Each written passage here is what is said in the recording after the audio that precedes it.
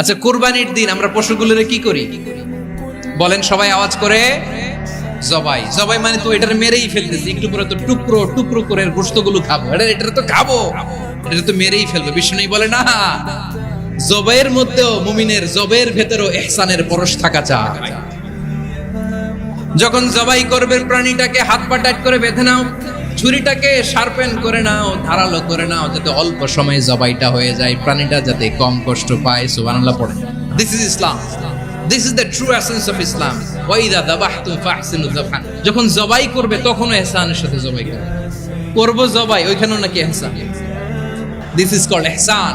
আল্লাহ তাআলা যেমনি আদলের আদেশ করেছেন, ন্যায় বিচার জাস্টিস এনশিওর করতে বলেছেন, সমাজে ইহসানের ব্যবহার, ইহসানের অনুশীলন তিনি করতে বলেছেন। মুমিন জীবনের প্রতিটি কাজে ইহসানের পরশ থাকা চাই।